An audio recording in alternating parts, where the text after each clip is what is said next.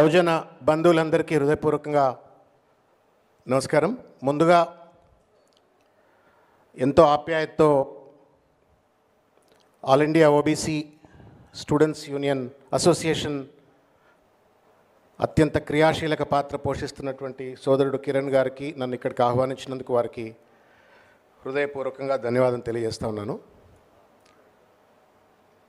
ఒక historical mile stone ఇవాళ తెలంగాణలో ఉన్నటువంటి ఒక బీసీ సమాజం ఇవాళ ఒక హిస్టారికల్ మైల్ స్టోన్ దగ్గర ఉంది. ఇక్కడ మనం గెలిస్తే, ఇక్కడ మనం విజయం సాధిస్తే, ఏ కుట్రకు ఏ కుతంత్రానికి లోబడకుండా గనక మనం విజయాన్ని గనక సంప్రాప్తింపజేసుకున్నట్టయితే ఈ విజయం దేశానికే దశా నిర్దేశం చేస్తుంది. మొత్తం భారతదేశంలో ఉన్నటువంటి ఒక బీసీ వర్గాలందరికీ కూడా ధైర్యం నింపి వాళ్లను కూడా ఉద్యమోన్ముఖులు చేసి వాళ్ళ రాష్ట్రాలలో వాళ్ళ వాటాను వాళ్ళ హక్కును సాధించుకుంటేందుకు ఒక అద్భుతమైనటువంటి ఒక గ్రౌండ్గా ఇది, ఫౌండేషన్గా ఇది మిగులుతుందని చెప్పి నేను భావిస్తా ఉన్నాను.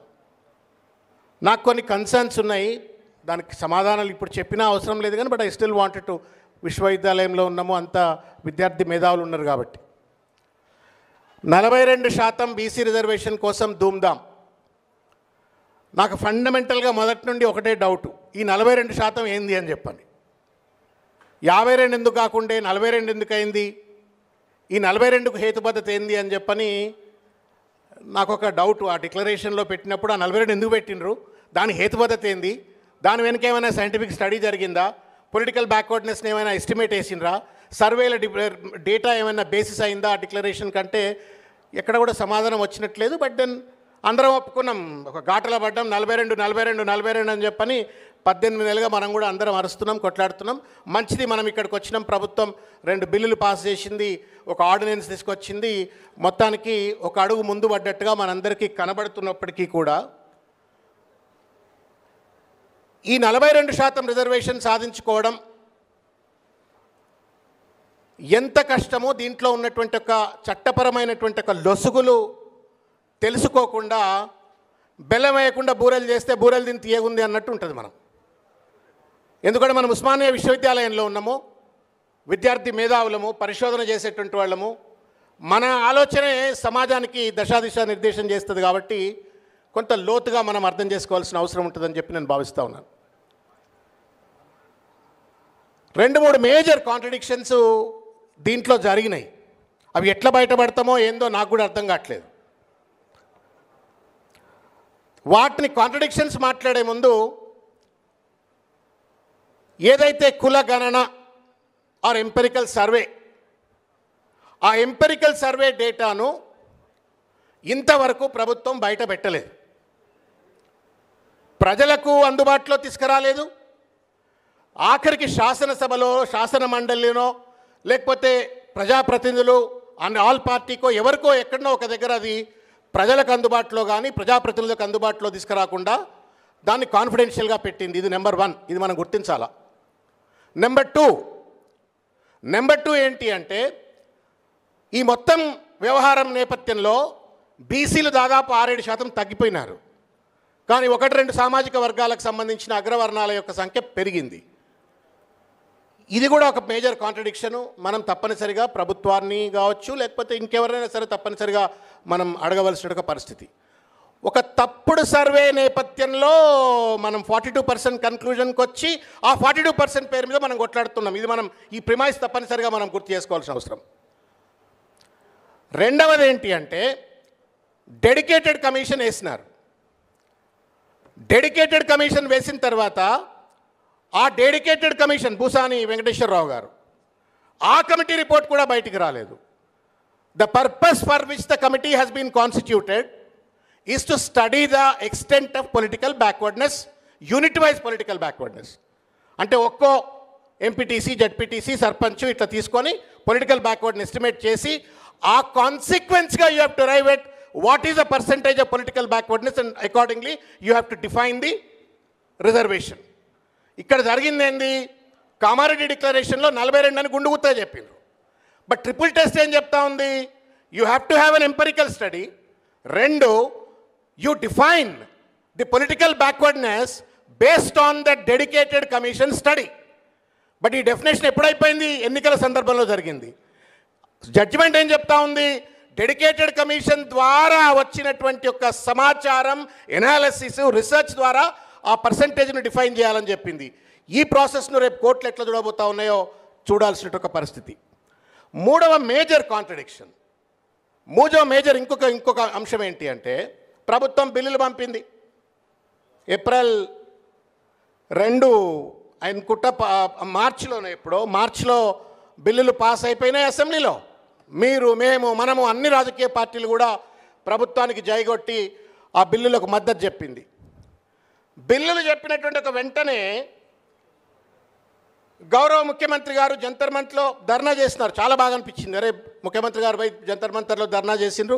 It's a different matter that was not attended by Rahul Gandhi, who the champion of జితనీ ఆబాదీ ఉతనీ హిస్సా అని చెప్పననేటువంటి రాహుల్ గాంధీ గారు దాన్ని అటెండ్ కాలేదు. వేరే ముచ్చట.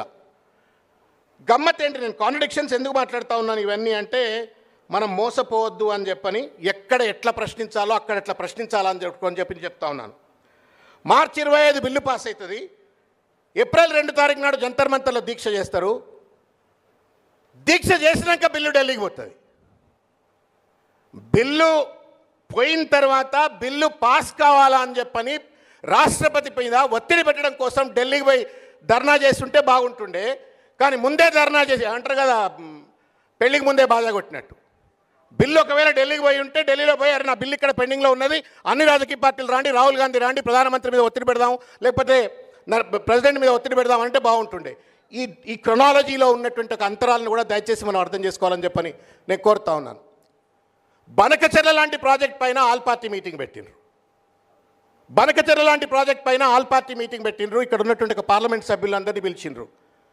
అరే, మనం 2.5 కోట్ల మంది, మరి 2.5 కోట్ల మందికి సంబంధించిన సమస్య పైన ఆల్ పార్టీ మీటింగ్ ఎందుకు పెట్టరండి? What is the problem? ఎందుకు ఇవాళ 17 మంది పార్లమెంట్ సభ్యులు ఉన్నారు? ఆ 17 మంది పార్లమెంట్ సభ్యులను పొదంపండి ఢిల్లీకి అని చెప్పని 2 రాజ్యసభ సభ్యులు ఉన్నారు, ఎందుకు తీసుకుపోయి ఉండలేదు? అంటే క్రెడిట్ షేరింగ్లో మనం ఏమైనా నష్టపోతామా? దయచేసి బీసీ సమాజం అప్రమత్తంగా ఉండవలసిన అవసరం ఉంది. పెద్దలు చిరంజీవి గారు ఒక మాట అన్నారు, by introducing bills, by bringing an ordinance, అది బెల్లం వేయకుండా కోట శ్రీనివాసరావు కోడి లెక్కనే మిగిలిపోతుంది ఒకవేళ కనుక మనం పోరాటం ఆపినట్టయితే. కాబట్టి దయచేసి మిత్రులారా, ఆర్డినెన్స్, ఇంకొకటి 2 బిల్లులు మీరు కాన్స్టిట్యూషన్లో ఆర్టికల్ 213 మీరు దయచేసి గూగుల్లో దయచేసి చూడండి. మీరు ఆర్టికల్ 213A స్పష్టంగా ఏం చెప్తుందైతే, ఏ బిల్లుకైతే గతంలో ప్రెసిడెంట్ ఆఫ్ ఇండియా యొక్క అప్రూవల్ అవసరమో అదే బిల్లు మీద ఆర్డినెన్స్ ఇవ్వడానికి గవర్నర్కు హక్కు లేదు అని చెప్పని కాన్స్టిట్యూషన్ చెప్తా ఉంది. ఇన్ని రకాలైనటువంటి ఒక నిర్బంధాలు ఉన్నాయి, అంతరాలు ఉన్నాయి, సమాచార లోపాలు ఉన్నాయి. మరి ఎట్లా అవుతుంది అంటే నాకు అర్థం కాలేదు. ఇట్స్ నాట్, నేను దయచేసి, ఎందుకంటే నేను కూడా 2018కి వెళ్ళి కొట్లాడుతున్నా. ఈ ఎంపెరికల్ సర్వే జరగాల అని చెప్పని ఫర్ ద ఫస్ట్ టైం నా సోదరుడు అనిల్ గారికి గుర్తే ఉంటుంది. జస్టిస్ రామచంద్రరావు గారు హైకోర్టులో ఉన్నప్పుడు నేనే కేసు వేసిన. As an individual I filed a case. దాని మీద ఆర్డర్ పట్టుకొచ్చినాం ఎంపెరికల్ సర్వే జరగాల అని చెప్పని. అసలు జరగలేదు. అప్పుడు కేటగరైజేషన్ జరగాల, ఎంపెరికల్ సర్వే జరగాల అని చెప్పని కేసు వేసినాం. కేసు వేసిన తర్వాత అది జరగలేదు. మళ్ళీ 20,000 వేసినాం. మళ్ళీ ఆ judgment, one of the judgments, Jajula గారు మేము అందరూ వచ్చిన జడ్జిమెంట్లో నాది కూడా ఉంది అందులో. కాబట్టి నేను ఆవేదనతో మాట్లాడుతూ ఉన్నాను. మనని మసిబోసి మారేడుకాయలు చేసి భ్రాంతికి గురి చేసేటువంటి ఒక ప్రయత్నం చేసి కేవలం రాజకీయ లబ్ధి కోసం చూసినట్టయితే మనం ఇబ్బందికి గురవుతామేమో అని చెప్పని తస్మాత్ జాగ్రత్తగా ఉండాలని చెప్పని ఈ సందర్భంగా నేను కోరుతా ఉన్నాను. ఇంకొక ముఖ్యమైనటువంటి ఒక విషయం ఏంటంటే, ఇవాళ ఆర్డినెన్స్ తీసుకొచ్చి ఎన్ని రోజులు అయిందండి? వారం రోజులు అయిపోయింది కదా. ఒకవేళ కనుక ఈ వారం రోజుల్లో గవర్నర్ గారు సంతకం పెట్టలే, you could have called for an అసెంబ్లీని పిలిచి అసెంబ్లీలో చర్చించిన తర్వాత ఆ పంచాయతీరాజ్ యాక్ట్ని అక్కడనే చేసి ఉంటే అయిపోతుండే కదా. Why would you need an ordinance? You tell me. Ordinance తీసుకొచ్చినా అని చెప్పని కిరీటం కావాలనుకున్నప్పుడు చర్చ చేస్తుంటేగో మా చిరంజీవులు గారు, మా రాపోల ఆనందన్న, మా అనిల్ అందరు కూడా కాంట్రిబ్యూట్ చేస్తుండే, చర్చలో భాగస్వాములు అవుతుండే అన్ని రాజకీయ పార్టీలు, అందరినీ కూడా మెడలు వంచి మనం బీజేపీలతో సహా మనం ఒప్పించుకునే పరిస్థితి ఏర్పడుతుండే. We missed a democratic opportunity of a dialogue, discussion and a debate in the assembly. బిల్లులు అక్కడ పెండింగ్లో ఉన్నప్పుడు ప్రధానమంత్రి గారి దగ్గర పోయినప్పుడు ఆ బిల్లుల గురించి మాట్లాడలే. బిల్లులు పాస్ కావాలని చెప్పని కూడా ఏ రకమైనటువంటి ఒక ఒత్తిడి ప్రధానమంత్రి దగ్గర ఆల్ పార్టీ డెలిగేషన్ తీసుకుపోలే. ఇవన్నీ చూస్తే ఏంటంటే ఒక క్రెడిట్ షేరింగ్ కోసం జరుగుతున్నటువంటి ఎక్సైజ్గా కనబడతా ఉంది. బీసీ బిడ్డలుగా తరతరాలుగా అనగదొక్కబట్టి ఒక బిడ్డలుగా మనం తప్పనిసరిగా తస్మాత్ జాగ్రత్తగా ఉండవలసిన అవసరం ఉంది. ఇది historical mile stone. It's not just about Telangana BCs, it's about Indian BCs. ఇక్కడ మనం గెలిస్తే దేశం గెలుస్తుంది, ఇక్కడ గెలిస్తే దేశంలో ఉన్న బీసీలు అంతా గెలుస్తారు. కాబట్టి దయచేసి బీసీ బంధువులారా మనం తస్మాత్ జాగ్రత్తగా ఉండాలని చెప్పి నేను కోరుకుంటా ఉన్నాను. సింపుల్, నేను చాలామందితో మాట్లాడుతూ ఉన్నాను, సుప్రీంకోర్టులో ఉన్న వాళ్ళు వీళ్ళు మాట్లాడుతూ ఉన్నాను. బిల్స్ పంపించినారు ప్రభుత్వం. ఆ బిల్స్ పంపించిన తర్వాత president of India is not acting on it. మొన్ననే మనకు తమిళనాడులో ఒక జడ్జిమెంట్ వచ్చింది. గవర్నర్ దగ్గర బిల్స్ ఉన్నట్టయితే, ఇష్టం వచ్చినట్టుగా బిల్స్ పెండింగ్లో పెట్టుకున్నట్టయితే పెట్టుకునే హక్కు లేదు అని చెప్పని సుప్రీంకోర్టు చెప్తూ, president of India also cannot indefinitely keep the bills with the president of India అని ఇచ్చింది. మీకు గుర్తే ఉంటుంది, పాత చీఫ్ జస్టిస్ చెప్పిండు. ఏం చేసి ఉండాల్సి ఉండే ఈ ప్రభుత్వం ఇప్పటికైనా ఏం చేయాలంటే, ఆ బిల్స్ ప్రెసిడెంట్ ఆఫ్ ఇండియా దగ్గర పెండింగ్లో ఉన్నాయి కాబట్టి సుప్రీంకోర్టు దగ్గర పోయి మేము బిల్లు పెట్టినాము, మాకు ఎన్నికలు ఉన్నాయి, స్థానిక సంస్థల ఎన్నికలు ఉన్నాయి, మేము ఎన్నికలు పెట్టుకోవాలా, మాకు నిధులు రావు, కాబట్టి మీరు ప్రెసిడెంట్ ఆఫ్ ఇండియా దగ్గరికి వెళ్ళి ఆ బిల్లులు ఇమీడియట్గా పాస్ అయ్యే విధంగా మీరు తీర్పు ఇవ్వండి అంటే, he would have reviewed the triple test. నీ ఎంపిరికల్ డేటా ఉంది, backward commission, special dedicated commission యొక్క రికమెండేషన్స్ ఉన్నాయి, అన్నీ ఉన్నటువంటి దాని మీద ప్రజాస్వామిక ఎక్సెప్టెన్స్ ఉంది కాబట్టి తప్పనిసరిగా వచ్చి ఉండేది. కాబట్టి ఇవన్నీ కూడా చాలా లోతైనటువంటి ఒక అంశాలు ఉన్నాయి ఇందులో. నేను కాంగ్రెస్ మిత్రులకు కూడా నేను విజ్ఞప్తి చేస్తూ ఉన్నాను, బీసీ బంధువులకు ముఖ్యంగా. It's a historical opportunity. ఇది కనుక పోయినట్టయితే మనం దెబ్బతినిపోతాం. దెబ్బ తినొద్దు అంటే మనం ఏ రకమైనటువంటి ఒక రాజకీయమైనటువంటి ఒక అంశంతో కోణంతో చూడకుండా మనం ఒక శాశ్వత పరిష్కారం కోసం, దేశాన్ని గెలిపించడం కోసం మనం ముందుకెళ్ళేటట్టుగా ఆలోచించాలని చెప్పని. ఇంతకుముందు సోదరులు మాట్లాడుతూ అనిల్ గారు అన్నారు, సీనన్న కూడా బయటప్పుడు చెప్పండి, నాకు ఈ మాట చెప్పండి అని నేను కూడా చెప్పదలుచుకున్నా. జీవో 396 ద్వారా గత ప్రభుత్వం కూడా 34% రిజర్వేషన్ ఇస్తూ మొత్తాన్ని 61% చేసినప్పుడు నాకు బాగా గుర్తు. అది 19లో గోపాల్ రెడ్డి, స్వప్నారెడ్డి అని చెప్పని ఇద్దరు కేసేసి నన్ను కొట్టేసింది. కాబట్టి చాలా రకాలైనటువంటి ఒక లొసుగులు, కుట్రలు, కుతంత్రాలు, లోపాలు ఇన్ని ఉన్నాయి. బీసీలకు రిజర్వేషన్ రావాలంటే ఇన్ని అడ్డంకులు ఉన్నాయి. కర్నూలుకి ఎన్ని శాపాలు ఉన్నాయి, మనకు ఎన్ని శాపాలు ఉన్నాయి. ఇన్ని శాపాలను తట్టుకొని ఆ 42% రిజర్వేషన్ రావాలని చెప్పని ఇక్కడ మనం ధూమ్ధామ్తో ఉన్నాం. ఈ ధూమ్ధామ్ యూనివర్సిటీ విశ్వవిద్యాలయంలోనే కాదు, పల్లెలో జరగాల, గల్లీలో జరగాల. ప్రభుత్వాలపైన, రాజకీయ పక్షాలపైన ఒత్తిడి పెట్టాలా, ఢిల్లీలో కూడా ఒత్తిడి పెట్టాలా. వారన్నట్టు 9th schedule, assuming that 9th schedule is the only answer. Is bill an answer? Is ordinance an answer? నా బిల్లు కాదు, నా ఆర్డినెన్స్ కాదు.